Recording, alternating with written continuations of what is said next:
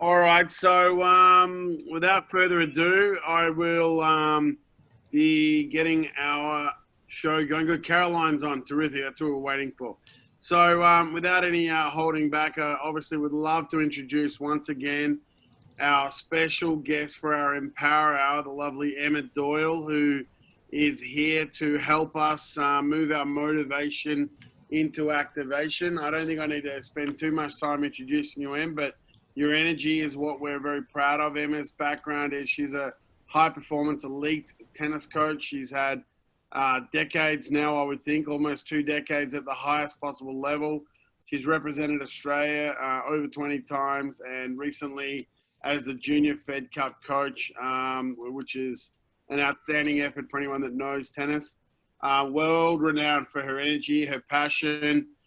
She's passionate about helping individuals achieve their best. Without any further ado, I will hand over to you, Emma, and I cannot wait for today. Beautiful. Thank you so much, Conrad, Tara, and of course, Centercourt. Very, very grateful for this opportunity. We've got an awesome module. In fact, it's a total game changer module tonight.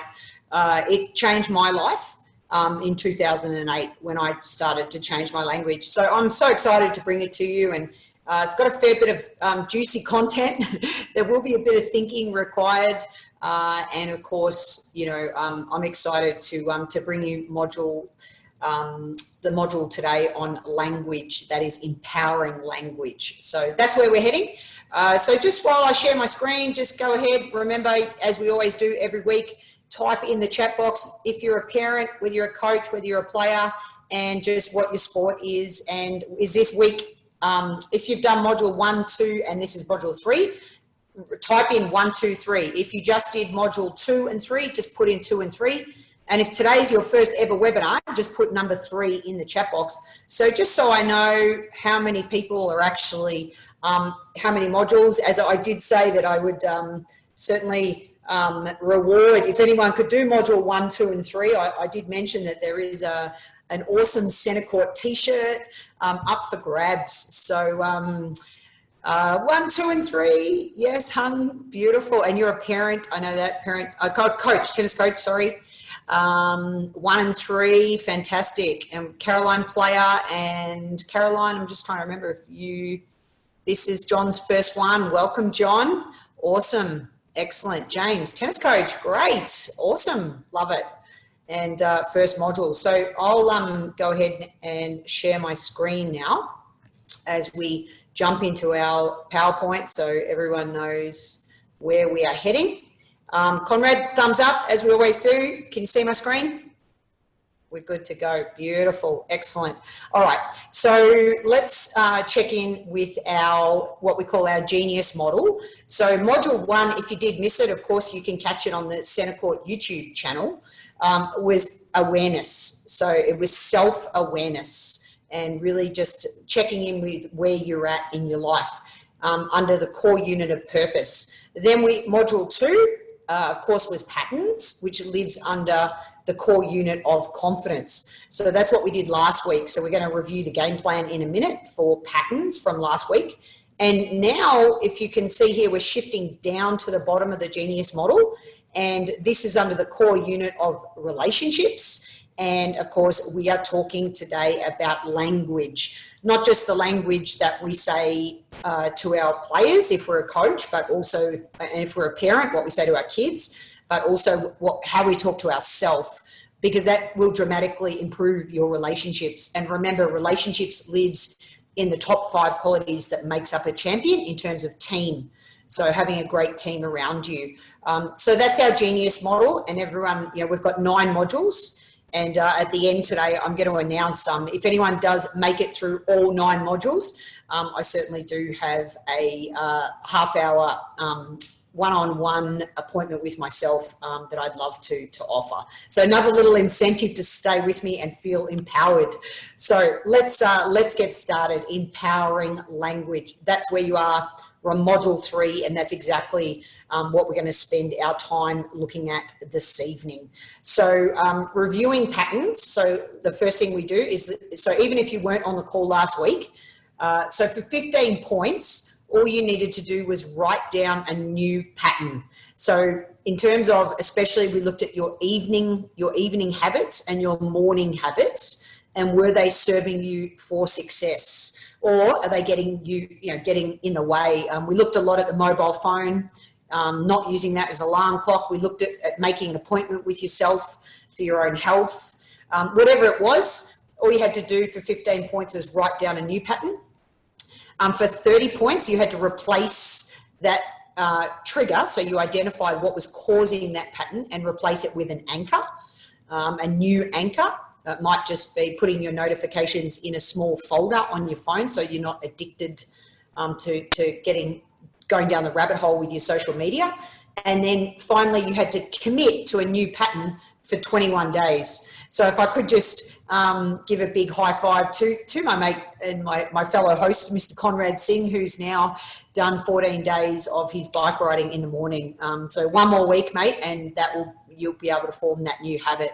So I just love in the chat box. I know there's only a couple of people who did module 2 last week, but if anyone just wants to throw in the chat box, I'd love to just see it. If anyone committed, so Conrad, you can go ahead and type yours in. But I'd love to see if anyone did the homework. Did anyone score any points? Did anyone create a new pattern or got into a new habit? And from self-awareness, remember, a lot of people did gratitude statements. So I'm just wondering if anyone kept up with those. That's what I've been doing, by 3 a day in the morning. So I've just popped that in the chat box. Does anyone else want to pop that in the chat box? That would be awesome. Excellent, excellent. All right, so feel free to interact. Remember, this is an interactive webinar, so feel free just to pop in the chat box. And if you didn't do the homework because you didn't see the module, that's totally cool. Just start to think about are those, what habits you might want to change, and check out the last week's module for how we went about doing that. So without further ado, Caroline, beautiful, gratitudes, meditation and yoga, fantastic habits. Awesome, love it. All right, so moving on to section 1, which is where we always start, which is where you need to reflect on your unforced errors. What do I mean by that, or your motivation for being here? What are those language patterns where your potential problems is that you see the glass as half empty? Okay, so just reflect on maybe, do the words that you think and say, do they negatively impact on who you are as a person? Are the words you're choosing, are you seeing every situation through the lens cap that you're the victim, like things just keep happening to me?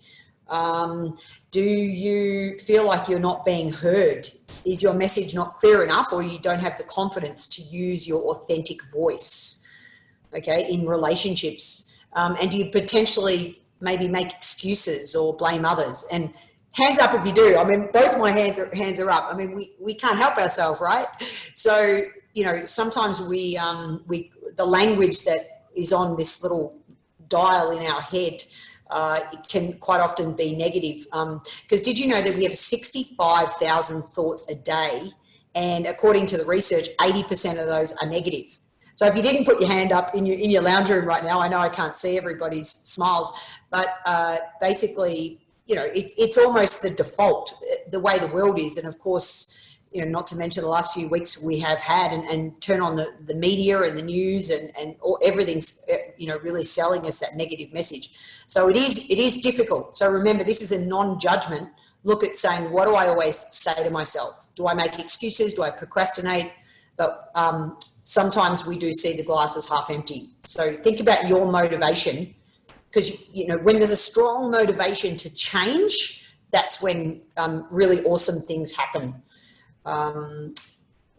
As I said, just reflect on, why are you here? Why are you investing 1 hour of your life that you're never going to get back, right here, right now?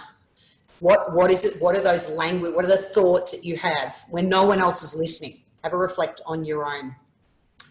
All right, and as we do each week, straight away, and would you believe this is a strategy tonight, it's called reframing. So we're going to change from an unforced error into a winner. So for example, what if you, so you can see there, this is my promise to you at the end of this webinar. is that we have tools in our playing toolkit, in our parenting toolkit, in our coaching toolkit, that as we see the glass as half full. Okay, so it's exactly the same picture, but I choose positive and empowering language. I see the glass as half full. I get what I want. I create my own life. I feel heard. People listen to me, and I take responsibility for my thoughts, my feelings, and my actions. Okay, you're 100% in control of your thoughts when they're in our awareness, all right? That's why we started with module 1. That's why module 1 was self-awareness. So have a little reflect of that. And of course, we call that technique flip it. So notice what I just did there is I flipped some of those unforced areas into winners. That's called reframing, and we're going to actually do that. That's one of the direct strategies on this webinar, and you will be practicing reframing your some of your sentences that you say to yourself. So a quick story around that I'd love to share about a woman. It is a tennis story, as I always do in my why section. I share a little personal story. So the woman on the right there, Begeet, her name is, and she said to me, Emma, would you look at my serve? I said, sure. And anyway, so she was serving, but she was getting stuck here. And so she's getting stuck, and then she'd do her serve. She'd get stuck, and she goes, I know what you're going to say. You're going to tell me that I get stuck, that I've got a hitch here on my serve. And first of all, I thought, well, isn't that fascinating? She goes, many coaches have told me that before. And I thought, wow, that's so interesting. That's so embedded in her brain that she's stuck. And I said, well, actually, I wasn't going to say that at all. I was just going to say, what if you were to spread your wings? What if you just let gravity do the work for you? What might show up for you? What might happen? And it was pretty powerful experience. That's her there, with this little message that she sent me afterwards. She showed me how to spread my wings and fly. Now this is the really interesting part here, where she said, if you can see, it's funny how tennis is like life, and things show up in your game that is reflective of what's going on in your life. Now, little did I know I didn't know what was going on in her life, right? I had no idea. But it's amazing how the body, when you get trapped in your own way of being, so I'm stuck, I'm in a rut, I don't know how to get out of it, just flipping that into what if you were to spread your wings? What if you actually trusted the universe? What if this is exactly where you're meant to be and you're right on track? So that's language. That's the power of language. And I love that story. One of my all-time favorite stories. And yeah, so just a really cool story about how she was able to turn things around just from changing the language. All right, so section 2, as we always do, now we cover the 5 strategies. And these 5 strategies, some of them are quite in depth. So just bear with me, and remember, please throw, I have my chat box open as well. So I know you can't see that, but if anyone has any questions or, Conrad, just stop me at any time if there's any questions, because 2 of the strategies, they're a little heavy. So just stay with me to help you really understand why this is so important and how you can change your language. So strategy number 1 is that we have different maps of the, okay, perfect, I'm back. Sorry, my chat box just took over my whole screen. All right, I'm back. So basically the concept of understanding language is that we all have different maps of the world. So literally based on culture, based on religion, based on parents, your upbringing, your friendships, your environments, and of course, your coaches. So who coaches you is, they have a very different map of the world. Like, do they coach you the way that they were coached? Sometimes they do that without even realizing it. And the other thing, often there'll be a culture associated with a sport.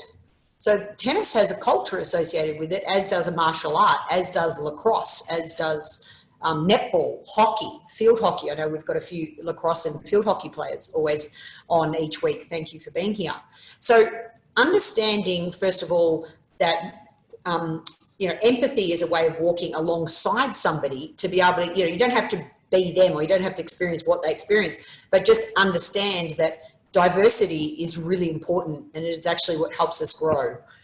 So understanding that everyone has a different map of the world is critical in language, and being able to listen, which I've already given you strategy number 3 there already. I've jumped ahead of myself, which of course is listening. So maybe I'll test everybody on when I get to that. But it is so important that we do listen to everybody's different map of the world. So that's strategy number 1. All right, strategy number 2, we're going to get interactive again on our chat box. So strategy number 2, there's 2 parts to it, and it's really how we code language. So the best way maybe for me to describe it is that what we perceive to be real in the world, in other words, our experiences are processed through the 5 senses. So get ready in the chat box, get ready to type. We're going to have a little competition here. I'm going to pull up a picture, and the first person to write in what this sense is. Let's see how you all go. So you've got yourselves ready on your keyboard, ready to go. The first picture up is, what sense is that? So if I'm sensing the world through that, yes, it's an eye, it's sight, it's vision. Yes, you're all 100% right. And the actual coding of language, the word is visual. So our first sense, we see the word, we see the world, obviously in our vision. The second sense, ready? There's 5 of these. They get harder and harder as we go, I promise. All right, number 2. Here comes the picture. Maybe that is a bit of a trickier picture. Let's see how you go. Touch. Yes, fantastic. You all got it. Oh, look at how quick everyone is. I'm loving this. And the actual word, when we're talking about it as a sense, is kinesthetic. So touching and feeling. So we're processing through how we feel and how we touch. That's the second one. All right, get ready again. We've got 5. Here comes the next picture. How did we go? Yes, here. Thank you. Beautiful. So, and the actual, move that up there. The actual wording that we would say with regards to the sense is auditory. Okay, so hearing, so processing the word through hearing.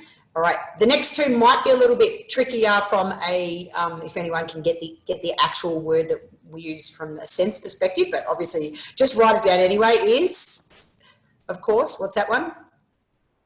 Yeah, hung straight on it. Nice. Taste. And the sense, the word that we say is gustatory.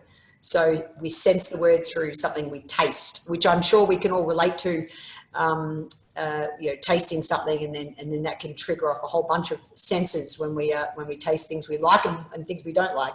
All right, and lastly, they say this is one of the strongest of the senses. Does anyone, before I pull up the picture, does anyone want to round it out? Does anyone want to have a guess what the 5th sense would be? Yeah, love it. We're on it. All right, beautiful. Of course it is smell. And the sense, the language around that is called olfactory, which is smell. Fantastic, Caroline, thank you. Great job. Everyone's active in the chat box. I love it. Beautiful. So, all right. I'm just moving that out of the way so I can see my next screen. So basically, if you can pretty much imagine that what we do then is we give all these senses, we give it language, and that helps us to create meaning. So is anyone, can anyone relate to smelling something and it instantly takes them back to a memory? Like you can go like a perfume, or, for me, the smell of a barbecue boom, I'm back at home in Australia straight away, the minute I smell a barbecue, no matter where I am in the world. So they say it's one of the strongest of the five senses. So this is really important in language and how we code our language. So the second part to coding language is, okay, so what we call the DDGs. So this one might be a little trickier to guess on, but you can see the image here of the iceberg. So when somebody says something to us and we have an experience, what happens is that experience, obviously, that we process through, obviously, the five senses. So all the five senses are hitting us when we have an experience. And then what we do, it goes through the deep structure, which is actually under the iceberg here. So it's outside of our awareness that we transform our experience, and we do one of three things. We cannot help this in language. We either delete something someone said, not on purpose, or we distort, so DDGs. And the third thing that we do, remember this happens so quickly and so subconsciously, that all of a sudden we either deleted something, we've distorted something, or we've generalized something that someone said, and then we talk. Either we talk to ourselves or we talk to somebody else, which is called the surface structure. It's called derivation, this process. So again, I have an experience, it's processing through the senses, this happens so quickly, and then outside of my awareness, I'll either delete something, distort something, I'll generalize it, and then I'll answer back. And this is so important in language, because guess what? Here's the cool part. Even though it's happened so subconsciously, imagine if you then brought that to your conscious awareness. Imagine if you realized what you're actually saying to yourself and going, I don't think that's really helping me, by telling myself that I move slow, and if I move any slower, I'll be running backwards, and I got no sleep, and I feel awful, and I'm tired, and I'm grumpy. Even though all that might be true, but imagine if you could bring it to your conscious awareness and make some more empowering choices. I'm not saying you have to be. Don't get me wrong. I'm not saying you have to flip everything into being super positive and unrealistic. I'm just saying, imagine if you can be aware of this. So let me give you three examples. Within sports. So remember, delete is paying attention to selective dimensions of an experience and excluding others. So classic in tennis, and I know Conrad can relate to this, when a player comes off the court and they didn't even realize that their opponent was left-handed. Okay, and let's give another sporting example. You didn't even realize that someone on the hockey field always played on that right side because that was their strongest stroke into the goals. Like not recognizing weaknesses, like totally, like a player, actually, true story, Quali's was doing a practice match at the Australian Open, and she was 4-1 up in this practice match, and I said, how did you get 4-1 up? And she said, it's because I'm attacking everything out wide to her forehand, and she'd hit maybe 2 balls to this girl's forehand. She just deleted the fact that and the reason she did that is because she in her head, she wanted to work on her cross-court forehand. But in essence, actually, that's not at all what happened. And fortunately, I was just doing some little stats. So, stats is a great way to help with that.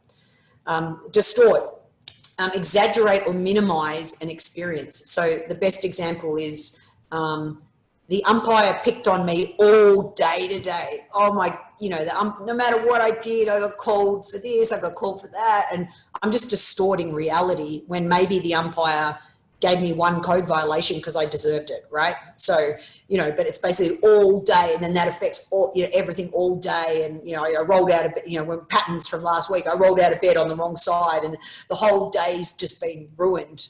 I'm distorting my information. And then generalization often limits the player's map due to a lack of detail or a fuller set of coping choices. So I'm sure maybe even you can relate to, I'm big in gender equality, as everyone probably already knows by now watching these webinars, but all female athletes are sensitive. All female athletes are sensitive? Come on. What a ridiculous statement, but we do it all the time. I hear coaches say that all the time. Oh, you got to be careful with girls. They're so sensitive. Okay, well, maybe particular people are sensitive, but let's not generalize that all girls are sensitive. So, you know, and same with all boys are tough, and, you know, no blood, no tears for the boys. You know, I mean, so again, examples of generalization that we see every day in parenting, in coaching, in sport. Emma, if I can say one questions? thing, that couldn't be more true. I'm living that right now with my own 2 children. My son is 8 and he is very, very sensitive. Anything can tip him off. My daughter is 6 and you can say anything to her and she won't budge. And so they're living proof of exactly what you just said. Yep. At the same time, on a tennis court, I've had girls that I've coached and traveled with that are just brutally tough. They thrive on the 3-setter. They thrive on the hot conditions. And I've had guys who, you know, a little bit of wind and it's all over. So yeah. I totally agree with you. And I'm sure everyone's got a story actually about. Yeah, I'm sure. That. Yeah. I'm sure.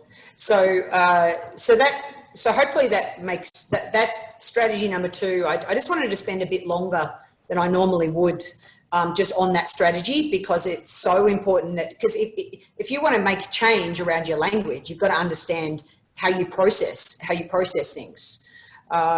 So that then we can move on to the 3rd strategy, which of course is, I was going to test people, but I already clicked the mouse.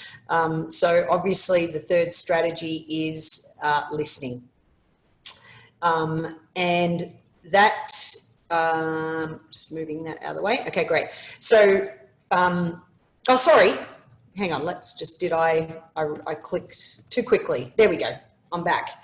All right. So, strategy number 3 is listening. So here, what we're really talking about is, sometimes maybe you can relate that you actually say something without, it's come out of your mouth, and then you go, oh my goodness, why did I say that? So sometimes we say things so quickly without even realizing. So listening to your inner voice, listening to what it's saying to you, because language tells a story, and when you listen even then to the tone and to the body language that accompanies what somebody's saying to themselves, then you get a sense pretty quickly whether the glass is half full or half empty. And let's see who was listening earlier about how many thoughts in the chat box. Type in, who can remember how many thoughts do we have a day? I said it earlier. Let's see if anyone can remember how many thoughts. 65,000 exactly. Awesome. And it's up to us to be able to say, all right, there's that much going on that, you know, what are we actually saying to ourselves? So pay attention to it through listening. One of the most important concepts, remember, it's in the top 3 qualities of what makes a great coach. All right. So make sure whoever your coach is, that they are listening and putting you at the center of their learning, of your learning environment. All right. So strategy number 4 is what we call direct and then reframing. So if you can imagine a continuum, your language lives across a continuum. So on one end of the continuum is direct language, okay, and on the other end of the continuum is indirect language. Now, with direct language, that's where you are basically you're giving yourself a direct command. You're telling yourself what to do. Okay, go brush your teeth, or go and hit more forehands, right? And you're making the decisions. Or the coach is saying, hit 2 balls cross court and 1 ball down the line. That's a direct command, okay? And on the other end of the continuum is an indirect command, which is where you believe that the learning is unlocking within you. Now, it's not one versus the other. It lives on a continuum. Sometimes you have to be direct, especially with regards to the acquisition of skills. For example, if you're a coach, and then sometimes you have to live on the land of being indirect if you want the child to retain the information and you want it to transfer under pressure in that situation. So there's your continuum of language. Now, when the first thing that you can do is actually reframe your direct commands. Okay, so that's the next strategy. So for example, I don't know, perhaps you can relate to you're not moving again. So just think about a footwork example. So a direct command is you're not moving. right? So that's negative and it's unresourceful.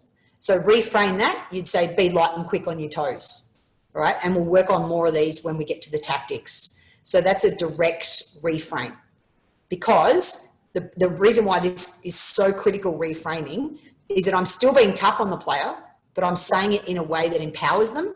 So it strengthens their inner voice, because the way we talk to our children becomes their inner voice. Make no mistake about that.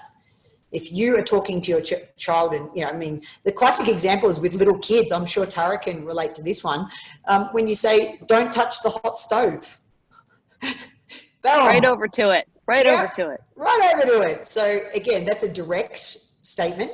You're much better off saying, keep your hands in your pockets. Okay, that's a direct reframe. That's a reframe of saying, keep your hands in your pockets. Now, they might ask why, and that's a great opportunity to then parent, right? I'm not a parent, I'm an auntie, but so I get to do all the fun stuff, but no. But it's really important that that you understand the continuum, and it's not one versus the other, but understand when you're being direct with somebody or with yourself, and how you can do that by reframing. That's strategy number 4. And then finally, rounding out, strategy number 5 is living on the other end of the continuum, which is being more indirect and asking great questions. Okay, a coach asking great questions, because they believe that this unlocks the learning that already exists within the player. So if you're thinking about yourself, you've already got all the tools that you need for within yourself right here, right now, to win this match, or to solve this problem, or to fight, or to be courageous in a sporting situation. So being indirect, you might ask yourself a question. You might change your environment if you want to work on something. You know, by just changing the height of a hurdle. If you're working on your fitness, all of a sudden, boom, you know, you have to increase your hip flexors to be able to get up and over that hurdle. So that's just by changing the equipment is an indirect way of helping you get better. So they're the 5 strategies. I'll keep moving on if that's okay because of time, but I'll pause after the tactics, because the tactics, I will be asking everyone to get interactive again. So we've reached section 3. So now we talk about how do we implement those strategies, and we always give you 3 tactics on how you can do that. So the first one, so reframing. So in the chat box, now remember, this doesn't have to be what you say to yourself. It could be what even your coach might have said to you today or yesterday, or something. If you're a coach, what's something you've heard other coaches say that are negative. So for example, I'll just give you one example and then type some in the chat box for me so we can work on reframing your language straight away. I love this one. I hear this a lot on the tennis court when coaches say, you have concrete feet. And the player says, yeah, I know. I feel really stuck. And I feel like my feet are dragging through the mud. Like that's a quote. That's a quote verbatim. And the coach is like, yeah. So what are you going to do about it? Now, in the world that I live in, that's an absolute waste of time. You just wasted at least 60 to 90 seconds in embedding in the subconscious 100% what you don't want. You don't want them to be slow, of course. You've got positive intentions, but how would you flip that straight away, direct or indirect? So simply by saying, how could you be light and quick? You could just say, return to home base, okay, for recovery positioning. Right, so jump in. Okay, great. So I can't do this. Oh, Lauren, you've already flipped in a reframe. Look at that. She's written down already the technique. You've got it. Yeah. So getting rid, definitely don'ts, can'ts, won'ts, get rid of all of those and just simply, I can't do this. I will do this. Another one, Lauren, is I choose. I choose to do this. All right. So you're making a conscious choice. Yeah. You know what? I am going to do this. Instead of I can't, you know, also you either yes, no, or you need help. That's another great one. All right, that's not in my skill set. All right, so the reframe, I'm sure I can learn this. Or I love this one too, Tara. I wonder who might be able to help me develop this skill set. I wonder. I love that as a nice little reframe. Cool. Anyone else want to jump in the chat box? Any other negatives that you hear constantly? I always see in tennis, this is a very popular one, when they say, don't show me the waitress on the serve, you know, with my racket like that on the serve. So instead, show me the Nike tick. Show me the Nike tick, or show me the trophy position, or show me the salute. Stop swinging on the volley. Next time, show me the money. Show me the strings. All right. So are there any other ones? Anyone might need help with reframing? Feel free to I'll keep pressing on, but feel free to jump them in the chat box and we can help reframe some of those. All right. And the tactic number 2, and this is what was, remember I said this language stuff changed my life in 2008, is when I learned this concept. So I learned how to be super tough on myself, because I am naturally anyway. And I learned how to do it by being a future-based thinker. So in other words, rather than telling myself what I kept doing wrong, I said, okay, how can I be more indirect, and how can I believe that the answers live within me, and ask myself a future-based question. How could, how might? And I'm going to flip over to some of these, and of course using the word next time, because straight away, rather than saying why do you keep missing that ball, or why do you keep making that error, next time what are you going to do differently? So you're not saying, hey, well done, and giving praise. Like, I don't really believe in the sandwich effect. Why give a positive if a positive's not due? So be tough on your players, but in a future-based way by asking next time. So here are some examples of indirect questioning, and you may want to just take a photo once I get to the bottom of this, just to help you with your questioning skills. So just by starting the sentence with next time, and then saying how can. This is my favorite. Anything in gold in any of my PowerPoints, they're my gold dust tips. What specifically are you going to do better? What specifically do you need to focus on within your forehand so that you get more height over the net rather than stop hitting it into the net?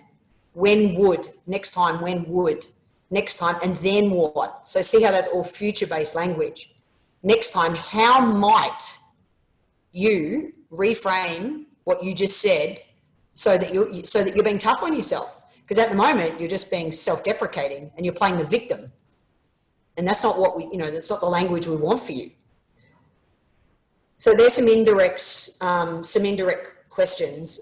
Some unresourceful indirect questions would be, how come you couldn't see that the opponent had a weaker backhand? Or this is a classic one I hear from parents all the time, is when they, after a match or match play, the child will come off and the parent says, don't you remember what you worked on in training? Okay, so that's what we would call an unresourceful question. So helping parents, not their fault, because it's a good question, right? However, is there a better question? Okay, so you're much better off asking a future-based question. Hey, at your next practice session, what do you think we need to focus on? So you can still be tough, but doing it by flipping it in a future-based way and using the word next time at your next training session, or when you next get a chance to ask your coach, what do you think you might want to say? Not why did you do that? Because of course, I always jump ahead of myself. The third and final tactic is the truth about why questions. Okay, so this is really, really important, the final piece on language. And that is, sorry, just before I pull that up. So the most important, the truth about why questions is this. Why questions are absolutely brilliant after a positive experience. I'll just say that again. Why questions are really, really brilliant after a positive experience. If you ask a why question after a negative experience, why'd you do that? Why'd you throw your racket? Why did you check out? Why did you answer the coach back? What generally this players do, and remember this happens sometimes so quickly outside of their awareness, what they do is they deny and then either they blame, they justify, and then they sometimes quit. So they might just say, no, I didn't say that.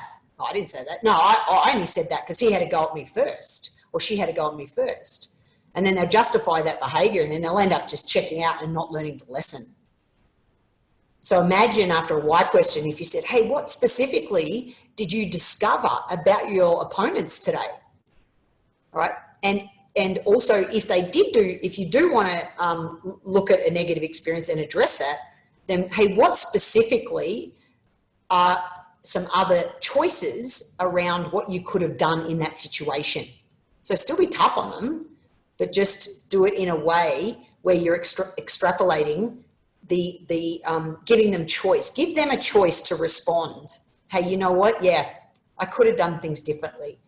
You know, here are the benefits of keeping the racket in my hand, and my opponent doesn't know that I'm struggling, etc., etc. And those two other final gold dust, I love those sentences. You know, again, after a positive why experience, you know, because as coaches and as people, as players, remember, knowing our purpose and knowing our why is really, really important. But just be mindful of a why question after a negative. But can you tell me more, and what did you discover? So just before I jump into the game plan, I'll just pause there because I know that was a lot of content today with the 5 strategies and the 3 tactics. Does anyone have any questions in the chat box, or Conrad, if you want to unmic and throw some thoughts at me before we jump into the game plan? Yeah, if anyone's got a question, jump in. I had one, Emma, which you always do. You always do. You know, I've love it. It's something I'd really love to understand and get your feedback on. I'm sure you've heard of this state that's called already listening. So basically, you know, and kids will know it with their parents, right? So they do something, and then before you've even said it, they go, yeah, I know. And so that happens in whether it be tennis, whether it be sport. I'm sure a lot of people have that own conversation with themselves. Yep. How can we break that pattern? Because before I've said something, for example, with my own kids, and they may come back with me, you're about to say this, I'll go, no, I wasn't. This is what I was going to say. And I'll say, would you like an ice cream? Something completely different, right? And sort of flip them out, and they'll be like, what? So the point is, if we could magically achieve that the already listening state didn't happen, I feel like so much more learning could happen quickly. Mm-hmm. What are your thoughts on that? Well, my thoughts on that comes back to the continuum, direct versus indirect. The reason why kids say, I know what you're going to say, is because too often, I believe, we live on the land of just tell. And, you know, and remember, this comes from a good intention. So they may be coming from a positive place of actually, I know what's best for you. You know, I've made this, you know, when I was a professional soccer player, I had a dad tell me, you know, this is what worked for me, and I don't want my child to not, I don't want them to do what I did. So I'm just going to feed them with everything that went wrong in my life. Now, that's a beautiful intention, and I think that's a really courageous parent. But imagine if that parent could take all that piece of advice and flip it into being more indirect. So perhaps they could change the environment. Perhaps they could teach a lesson by just doing something a little differently. You know, not always. When the kids are like that when they already know what's coming. They're so sick of the same old direct command that embeds often on what they shouldn't be doing, or what they couldn't do, or what they did wrong last week. I know, I did it again. And they've got no motivation to change. But imagine if that parent could ask a great question. Imagine if that coach could ask a great question. Imagine if that player then begins to ask a great question of themselves. So the continuum is important. And definitely, I would say, I know, you know, there's no right or wrong. I just think that 80% of people, and especially coaches, live up to this end of the continuum. And again, through good intentions, they're trying to give all their knowledge to the player. They're like, I know, and I was like this, chapter 1 of my life. I was like, I know all this stuff. Here it all is. Here's my whole, you know, brain about tennis, you know, in 3 lessons. You've got it all. You're ready to go. Well, as we know, a great coach knows when to say what and why. A great parent knows when to say what, how, when, and why. and no one knows their kid better than a parent. Yeah, good point. I have a question. Great. So my mom wasn't able to make it on this webinar, and I'm screen recording it for her right now, but usually it doesn't work. So when will this be up on YouTube? You want to take that one, Tara? Yeah, I think what we'll do is we'll have Allie mail it out. So it should go right to the email that you registered with. Okay, and when would that be? She usually does it. She usually edits it in the morning and then sends it out. Oh, okay. But, Thank you. But you can always email us. Okay, thanks. You know, if there's a delay. All right. Awesome. So moving right along, let's go to our game plan.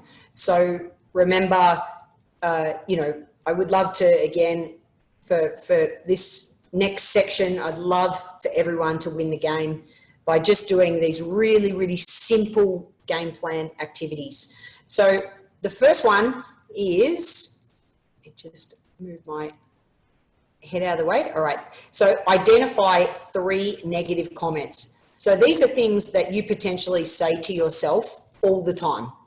Okay. So you know the ones like, especially again, think about your morning or evening routines. Think about some of the excuses that you make, or maybe even if a coach says something to you, imagine if you could reframe what the coach is saying. You don't have to say that to the coach, but imagine if you reframed it in your own mind. Okay, so for 30 points, what we're looking at here is practice reframing these statements. So just take those 3 negative commands and straight away practice putting them into reframe those statements. And then of course, to help with exactly what I just sort of answered with regards to Conrad's question, is I would love for 40 points for you to win the game is to ask 3 future-based questions. And let's see who's the first person that can type in the chat box. What is the secret to doing that? It was in tactic number 2. What is the secret to asking it? What 2 words? First person to put it in the chat box. What 2 words help if you want to ask a future-based question? If you want to train your language or retrain, what 2 words do you have to put in front of your question? Anyone? Yes, Jingweng, thank you. Next time. All right, just by putting those 2 words in front of whatever you're going to tell yourself is going to be a total game changer. 95% of my language is flipped. 5% I still focus on the past. Perhaps I'm negative, okay, but that's less than 5%. It's probably even less than that now, but yet I'm still would consider myself a tough coach. All right, so it's not positive, negative, positive. I just go positive if you deserve it, and if you don't, I just go future based. It's much quicker. That's the game plan. So it's a pretty easy game plan. You could actually pump it out in less than a couple of minutes straight after this webinar if you were feeling really motivated. And of course, that is how you win the game. So let's celebrate. Thank you, 360. And I really appreciate this opportunity to bring language, such a powerful unit. What's next? Where are we heading? So next Tuesday is the 23rd. Now we've got a new time. We're just pushing it back by 30 minutes because we just heard that potentially we may be able to capture a few more people. Remember, please tell your teammates and invite a friend along, but 6 p.m. Eastern Standard Time is our next module. And this module is very, very dear. I know I said language is dear to my heart, but maybe all the modules are, I'm not sure, but values. Okay, so in terms of team culture and team turnaround, if you have a teammates, this is huge. Values drive behavior. Values dictate how your team does for a season, no doubt about it.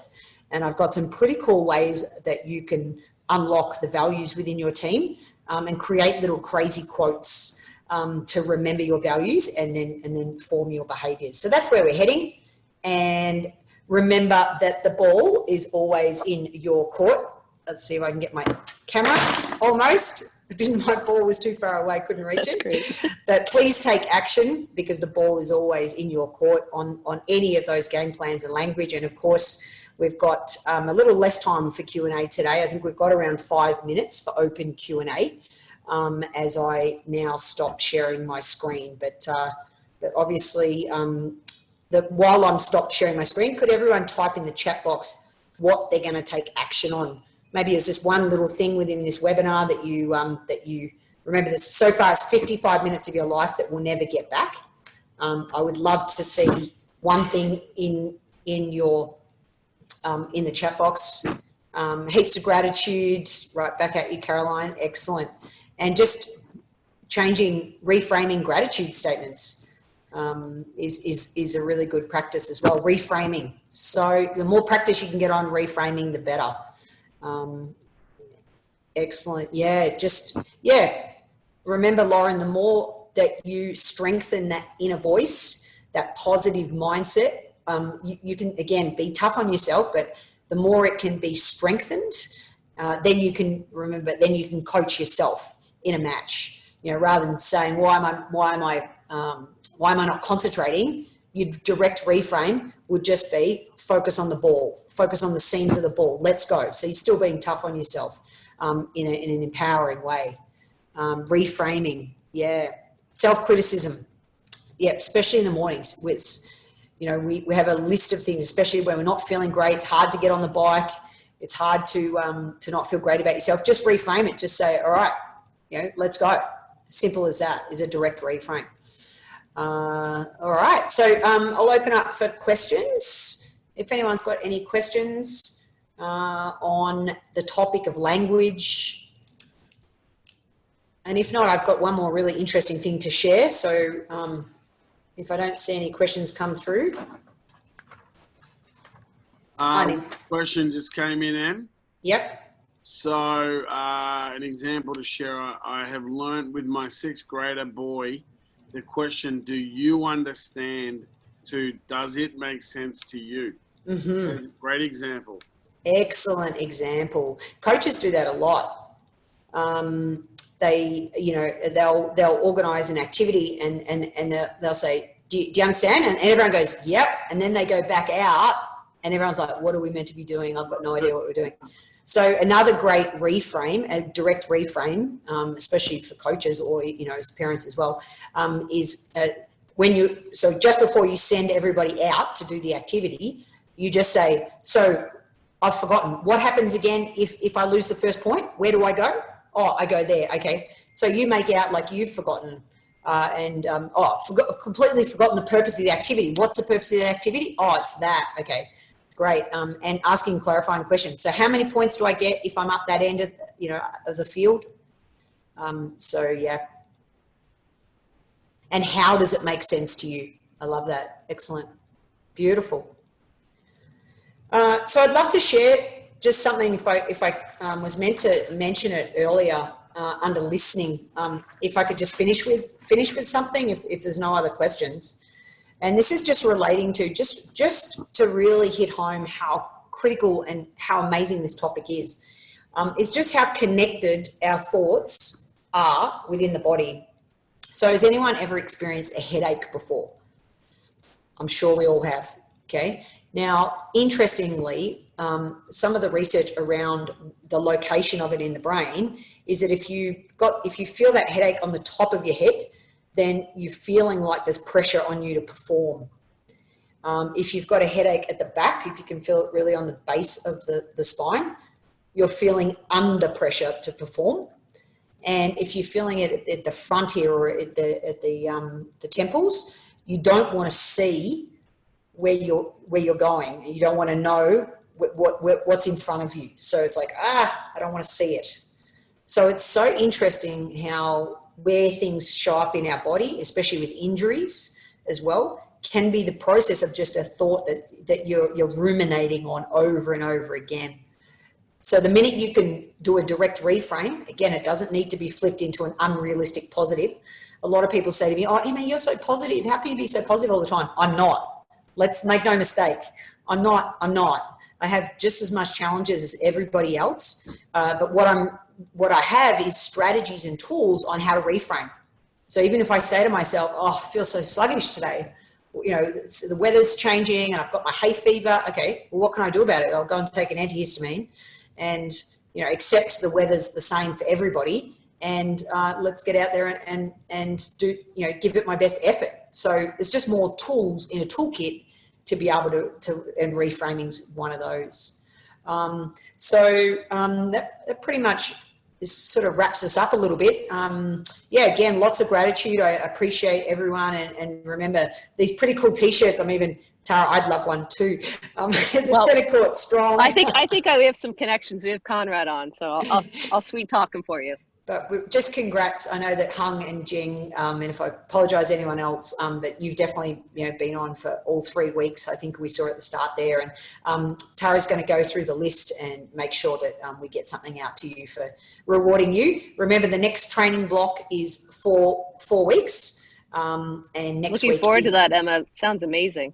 Awesome. Yeah. This, like I said, and please note that this is the first time this has been unveiled and released, and something I've been working on for 2 years. So just to bring this model to life and to talk about it, you know, hopefully you can feel my passion with regards to each and every module, especially this one, because it changed my life. This was, you know, and you can change your language, by the way, overnight if it's part of your awareness. The minute you go, oh, I can't believe I said that. And I call myself out on it now as a coach. I'll go, oh, rewind. Let me take that comment back. I'm going to ask you a different question. Great. So feel free to do the same. But thank you everybody for being here, and thanks Conrad, thanks Tara, and I think I'm hosting next week. So make sure you bring your questions, and that's signing off. Amazing. Thank you. Thank you. Very much. Thanks everyone for coming.